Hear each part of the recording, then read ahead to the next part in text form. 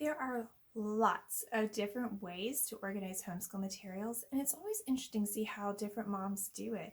You kind of have to just try some different things and find what best fits your space and your homeschooling method.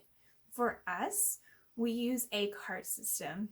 We have 4 10-drawer carts, one for each child, and every subject has a drawer in the cart. And this saves me so much time and energy having to sort through, search for, gather materials when we're actually doing school. And it also kind of reduces the mess just a little bit because then everything has a place to be. So I'm going to show you our carts, and I have filled them this morning with the school materials that we're going to be using for tomorrow. Now, because we're coming off a holiday break, we don't have a full school day tomorrow. We're going to do a half a day. When I come off of holiday breaks, what I find is best for us is to simply ease into things. So we'll add one subject each day and build back up to our full school day so that no one's getting overwhelmed. So when I'm planning their school, there are 2 things that I do that keeps things somewhat simpler. And one is I utilize the fact that they're fairly close in age. They're all about 18 months apart. My younger 2 are age 3 and 4. My older 2 are 6 and 7. And so there's a lot of things that we can do together, or there's a lot of things that we can do as just the younger 2 and just the older 2. And so that allows me to not have 4 different curriculums going on at the exact same time. For the most part, I've got one set for the younger ones, one set for the older ones, and then everybody has their individual math and language arts. The other thing I do is that I try to make sure that if my older ones are doing something that requires my full attention, that my younger ones have something that they can be doing independently, and vice versa. If I need to be attentive to my younger ones and my older ones have something that they can be working on independently.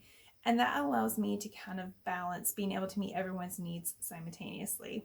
So these are our carts that we use, and they're all the same thing. And what sets them apart is that each of them are labeled. If I can zoom in here. Each of them are labeled with different color labels that go with each child. So each child is a different color, so they know which bin belongs to them. And these are from Teachers Pay Teachers, so I can always reprint them if our subjects change from year to year, or maybe even mid-year, because I know my younger boys, as I go through this, it's not going to align with what I pull out of the drawers because I need to redo their labels. But I will put a link in the description for where those labels came from. They are wonderful. So our first subject, we have spelling. I made this little word search for my older 2, because they'll be able to take the highlighters and find their spelling words and highlight them. And then the younger 2, so there's nothing in this bin because he's going to do this same activity. They're going to practice the letter H. So use a sensory letter and then use a salt tray to practice writing the letter H with their fingers. In our next drawer, we have readers. Everybody has a reader. My older 2 have readers. The younger 2, so while the older 2 are doing readers, the younger 2 are going to be working on a page from this little preschool basics books. They'll just get one page and get to work on it. They actually enjoy getting to do those, so they can kind of be big like the big siblings. Next thing I'm going to do is our read aloud.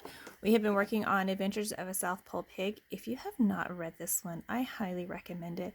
It is so good. It's got the adventure aspect, it's got the animal stories, which is really great for young kids, but it's also got this really nice message about finding your purpose and your identity, and loads of perseverance.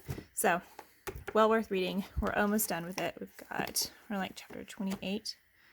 So we're going to read another chapter of that, and then there's a bit of a discussion at the end of it they've written in there. We'll be able to discuss this. I'll read that with everybody, but the younger 2 are still young, and so I pulled out a read aloud just for them. And so I just pulled a book off of our bookshelf. We'll do Thumbelina tomorrow. Our next thing is going to be science.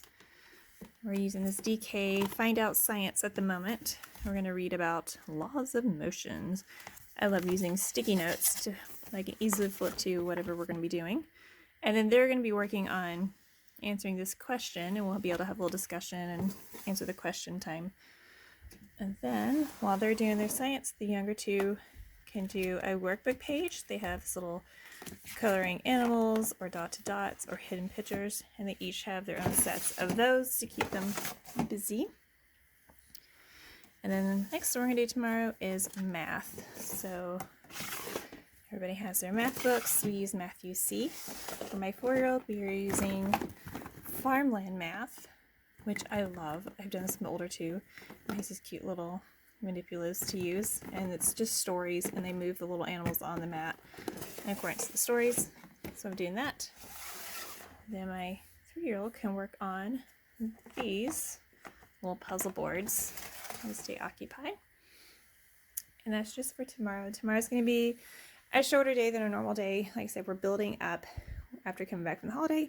So tomorrow I'll do 5, but then our full school day is all of the cards, which for my older two is spelling, phonics, handwriting, reader, writing, history or geography, read aloud, science, math, and art or music.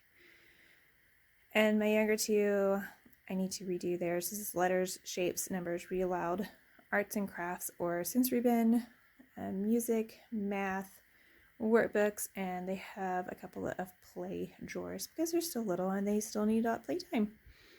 So a lot of times in a school day, I'll tell one child to say, okay, go pick a color. And he'll say he picks out a red bin. And then I'll tell everybody, okay, everybody pick out their red bin. And then we'll do whatever the red bin is. And then the next, when we finish that and the next subject comes up, I'll tell the next child, okay, pick out a color. And they'll pick out a color bin. And we'll get everybody to get that color bin. Because I don't really care what order they're in, just as long as they get done by the end of the day. And that is how we do it. And it works really, really well. That keeps things just really organized, and we have everything we need. It's planned and it's prepared, and we are good to go when we have our school day.